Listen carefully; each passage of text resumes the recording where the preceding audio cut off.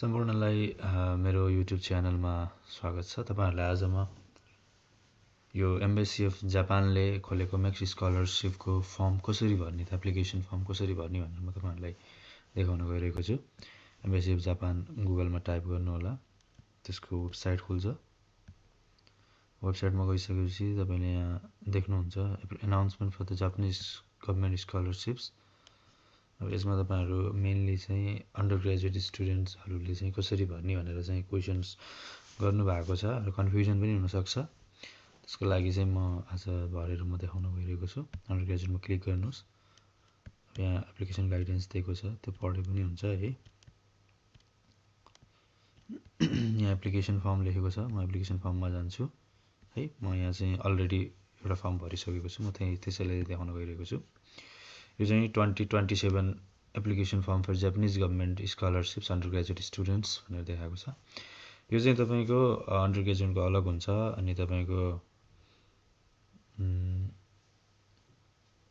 Post ग्रेजुएटको, पीएचडीको, मास्टर्सहरु चाहिँ post graduate भयो, यिनीहरुको अलग अलग हुन्छ है।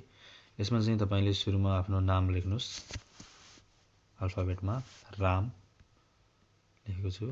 गिभन नेम सरी, यहाँ चाहिँ पहिला चाहिँ सरनेम आउँछ है, शर्मा, अनि बल्लको गिभन नेम राम। तपाईहरुको नाम छ भने त राख्नुस्, मिडल नेम छ भने त राख्नु होला।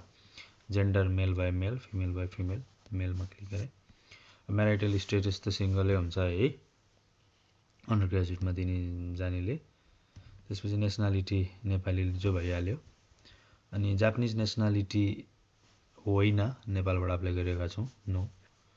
हो भने एक्सपाइरेसन डेट कहिले छ भनेर सोधेको छ, हैन भनेपछि त्यो भर्नै परेन। डेट अफ बर्थ 2005 भनेको कतिसम्म होला, 2005 ठिकै छ, 5 मा भयो भने एउटा। अब त्यो अहिलेको एज कति भयो त 5 देखि भनेर यहाँ भर्न लगाएको छ है। आफ्नो ट्याक्क क्याल्कुलेसन्स गरेर कति एजको पुग्नु भयो।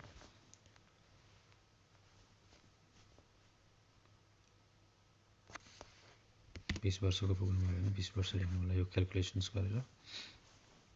अनि त्यसपछि करेन्ट एड्रेस कहाँ बस्नुहुन्छ, नगरपालिकाको नाम, वडा नम्बर, सिटी, कन्ट्रीको नाम लेख्नुस्। जापानमा हो भने जापानमा कुन स्टेटमा बस्नुहुन्छ त्यो लेख्नु होला है। अनि जापान आउनुभन्दा अगाडि तपाईको कुन एड्रेस हुन्छ भनेर सोधेको छ। जापान आउनुभन्दा अगाडि मेरो माथिकै एड्रेस हुन्छ, सेम एज द एबभ। यदि तपाईको एड्रेस होम कन्ट्री भन्दा बाहिर पर्यो भने, नेपाल भन्दा बाहिर पर्यो भने तपाईलाई प्लेन टिकट दिँदैन। थाहा छ कि छैन भनेर सोधेको छ। यस, थाहा छ। अनि कहाँ अप्लाई गर्नुहुन्छ भिजा भनेर सोध्दैछ। हामीले यो म्याक्स स्कलरशिपहरुले चाहिँ एम्बेसीमै भिजा अप्लाई गर्ने हो। एम्बेसीले सिधै दिन्छ है भिजा, यो भिएफएस गर्नु पर्दैन। त्यही भएर चाहिँ एम्बेसी जापान काठमाडौँ भनेर लेख्ने है। त्यसपछि तपाईको फोन नम्बर हाल्नुस् र तपाईको इमेल राख्नुस्। यो इमेल चाहिँ तपाईलाई कम्युनिकेसन्स गर्नको लागि चाहिन्छ। त्यही भएर आफूले पासपोर्ट थाहा भएको, आफूले चलन चल्तीमा अफिसियल इमेल चाहिँ यसमा राख्नु होला है। प्रेजेन्ट स्ट्याटस स्टुडेन्टै हो, कुन कलेजमा पढ्नुहुन्छ अथवा इम्प्लोयर हो भने कुन अर्गनाइजेसनमा काम गर्नुहुन्छ, कलेजको नाम लेख्नुस्। अनि हाई स्कुलमा प्लस 2 मा के पढ्नु भयो त, साइन्स हो भने साइन्स, बायोलोजी भनेर लेख्नुस्। म्यानेजमेन्ट हो भने म्यानेजमेन्ट, फाइनान्स भनेर लेख्नुस्। सोशल साइन्स ह्युम्यानिटिज हो भने एजुकेसन्स लेख्नुस्, जे आफ्नो हुन्छ है त्यो लेख्नु होला। अब यहाँ एजुकेसन्सको कुरा गरेको छ। एजुकेसन्सको फर्म भर्दाखेरि स्कुलको नाम लेख्नुस्, आफ्नो स्कुलको नाम दिनु होला, कुन स्टेटमा पर्छ, कुन टाउनमा पर्छ। र यो चाहिँ 1 क्लासदेखि 5 क्लाससम्मको 5 वर्षको प्राइमेरी एजुकेसन हुन्छ। 1 2 3 4 5 क्लाससम्मको 2000 कतिदेखि सुरु गर्नुभयो, 13 देखि। अब यो अप्रिलबाट हाम्रो चाहिँ अप्रिलबाट गन्ती हुने हुनाले अप्रिलबाट चाहिँ मैले यहाँ लेखिदिएको छु है। अप्रिल 14 15बाट वैशाखबाट सुरु हुन्छ नि त। सो 18 5 वर्ष पुग्यो नि त, 5 वर्षको भनेर। अनि त्यसपछि यो चाहिँ अब 6 क्लासदेखि 10 क्लाससम्मकोलाई चाहिँ लोवर सेकेन्डरी एजुकेसन्स भनेर भनेको छ। यसमा चाहिँ 2018 देखि 4, 23 देखि 4, यो पनि 5 वर्षको। र अप्पर एजुकेसन चाहिँ 2 वर्षको हुन्छ है। यो चाहिँ हाम्रो जुन जुलाईबाट सुरु हुनुभएको हुनाले मैले चाहिँ यसो लेखेको छु यहाँ 2 इयर्स भनेर लेख्नु होला र टोटल हाम्रो अन्डर ग्रेजुएटले पढ्नुपर्ने चाहिँ 12 इयर्सको चाहिँ पढेको हुनुपर्छ है त 12 इयर्स भनेर लेख्नु होला मैले मास्टर्सको लागि छुट्टै बनाउँछु है त अब पहिला कहीँ पाउनु भएको छ नो यो पनि नो लेख्नुहोस् पहिला पाएकोलाई चान्स पाइँदैन कम हुन्छ त्यही भएर तपाईँहरूले मेबी कसैले पाउनु भएको छैन होला नो लेख्नुहोस् पाएको भए स्कलरसिप्सको सोध्नु पर्थ्यो अब तपाईँले के पढ्न चाहनुभएको त सोसल साइन्स हो कि ह्युम्यानिटिज अब यो चाहिँ यहाँ तपाईँलाई म सब्जेक्टहरू देखाउँछु है त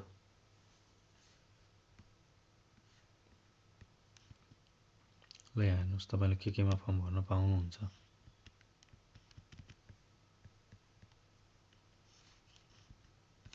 ल सोसल साइन्स ह्युम्यानिटिजहरूमा ल पढ्न पाइन्छ पोलिटिक्स पढ्न पाइन्छ यो पेडागोलोजी सोसियोलोजी लिटरेचर्स यिनीहरू पढ्न पाइन्छ ह्युम्यानिटिज बीमा चाहिँ इकोनोमिक्स बिजनेस अदर्स पढ्न पाइन्छ अब साइन्सतिरको जाने हो भने चाहिँ इन्जिनियरिङहरू मेडिकलतिर जाने हो भने चाहिँ एग्रिकल्चरतिर जाने हो भने चाहिँ यो पढ्न पाइन्छ त्यही भएर अब मैले यहाँ साइन्सतिरको गर्न खोज्छु तपाईँले यहाँ चाहिँ नेचुरल साइन्स भनेर लगाउनु होला है त ल अब तपाईँको यहाँ यो मेन इम्पोर्टेन्ट पार्ट चाहिँ यो हो है एकदमै इम्पोर्टेन्ट पार्ट हो यो एप्लिकेसन्सको फर्स्ट चोइस अब यहाँ दिएको छ अब यहाँ नेचुरल साइन्स त लगाइसक्नुभयो अब तपाईँ अन्त हेर्ने कुरो भएन नेचुरल साइन्समा जानुहोस् अब नेचुरल साइन्समा गइसकेपछि नेचुरल साइन्सको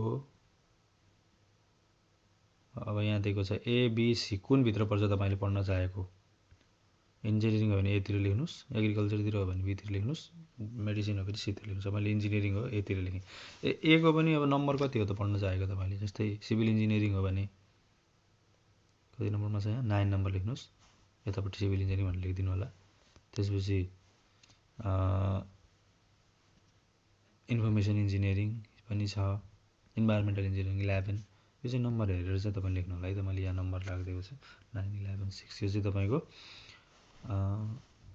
एप्लिकेसन गाइडेन्स भन्नेमा चाहिँ छ है त यहाँ नम्बर सहित दिएको छ अब यो पनि इम्पोर्टेन्ट छ पहिलो चोइस किन राख्नुभयो सिभिल इन्जिनियरिङ यो चाहिँ अहिले च्याट जिपिटीको जमाना पनि छ एआईको जमाना छ एउटा राम्रो बनाएर लेख्दै पनि हुन्छ है मैले यस्तो यस्तो इन्भाइरोमेन्ट सम्बन्धी रिफर्मको लागि यस्तो काम गर्दैछु यस्तो काम गर्न मन लागेको छ भन्ने सिभिल इन्जिनियरिङ किन गर्न चाहनुहुन्छ इन्फर्मेसन इन्जिनियरिङ किन गर्न चाहनुहुन्छ अनि जापान आउन केले तपाईँलाई चाहिँ मेन प्रेरणा दियो त किन खोजी एप्लिकेसन भर्नुभयो त जापान किन आउन खोजिरहनु भएको छ त जापानको टेक्नोलोजीदेखि मलाई चाहिँ एकदमै मनपर्छ यसको इन्भाइरोमेन्ट रिसर्च इन्भाइरोमेन्ट राम्रो छ भनेर भनिदिने होइन अब त्यो पढिसकेपछि देशलाई कसरी सेवा गर्न हुन्छ भन्छ मेरो देशमा चाहिँ डेभलपिङ कन्ट्री हो विकासका पूर्वाधारहरू धेरै छन् बन्नु धेरै बाँकी छ भनेर भन्ने अनि त्यसको बारेमा लेखिदिएँ त्यो जापानिज कतिको आउँछ मेबी अब तपाईँ एम्बेसी रिकमेन्डेसन के अरे एम्बेसी रिकमेन्डेसनबाट जाँदै हुनुहुन्छ भनेपछि ल्याङ्ग्वेज त चाहियो है यो त स्ट्रङ पोइन्ट हो युनिभर्सिटीमा चाहिँ खास मैले चाहिँ 000 लेखेको थिएँ तपाईँहरूले चाहिँ चाहिन्छ यो 2 1 2 2 भनेर यो चाहिँ यहाँ तलपट्टि ऱ्याङ्किङ दिएको छ एक्सिलेन्ट हुनलाई चाहिँ अलिक गाह्रो हुन्छ गुडसम्म चाहिँ लेख्नु होला रिडिङ राइटिङ कस्तो छ इङ्ग्लिस कस्तो छ नेपाली त 3 हुने नै भयो है अब जिएलपिटी दिएको छ भने N4 कति स्कोर आएको यहाँ सोधेको छ आइएल्स दिएको छ भने यहाँ लेख्नु होला अब इमर्जेन्सी पऱ्यो भने कसलाई कन्ट्याक्ट गर्ने त भन्दाखेरि बुवाको नाम लेख्नुहोस् फादर भनेर लेख्नुहोस् एड्रेस लेख्नुहोस् फोन नम्बर लेख्नुहोस् इमेल एड्रेस लेख्नुहोस् पहिलाको जापान भिजिट गरेको छ भने लेख्नु होला मेबी धेरैजनाले गर्नुभएको छैन होला कुनै क्राइम गर्नुभएको छ त छैन नो ठिक छ है सबै कुरा मेरो राइट छ भनेर यहाँ टिक लगाउनुहोस् अनि यहाँ चाहिँ आजको डेट राख्नुहोस् अब यो गरिसकेपछि तपाईँले यहाँ फोटोको लागि कुरा छ फोटो चाहिँ तपाईँले यो चाहिँ गुगल फर्मबाट चाहिँ फोटो भर्न मिल्दैन यो गुगलबाट कुनै कुनै वेब पेजहरूमा चाहिँ जस्तै मोजिला फायरफक्स अरू कुनै उसबाट चाहिँ तपाईँले यहाँ डाइरेक्ट चाहिँ फोटोलाई चाहिँ क्लिक गरेर फोटो हाल्नु मिल्छ इफ यसरी पनि फोटो हाल्न मिलेन भने तपाईँले यसलाई म्यानुअल्ली प्रिन्ट गर्नुहोस् प्रिन्ट गरेर चाहिँ फोटो टाँच्नुहोस् फोटो टाँसिसके 6 महिनाभन्दा अगाडिको फोटो हुनु पऱ्यो है रिसेन्ट 6 महिनाको फोटो टाँसेपछि यसलाई चाहिँ राम्रो स्क्यानर गर्नुहोस् स्क्यानिङ गर्नुहोस् स्क्यानरले अनि त्यसपछि तपाईँले यिनीहरूको एम्बेसीको चाहिँ तपाईँको इमेल एड्रेस दिएको छ एम्बेसीको इमेल एड्रेस educations@km.mofa.go.jp मा चाहिँ जुन 14 भन्दा अगाडि चाहिँ पठाउनु होला यसरी चाहिँ स्क्यान गरेर पठाए पनि हुन्छ र पठाउँदाखेरि एप्लिकेसन फर्म भइहाल्यो ट्रान्सक्रिप्टहरू पठाउनु होला नोटरी लगाएको ट्रान्सक्रिप्ट चाहिन्छ है।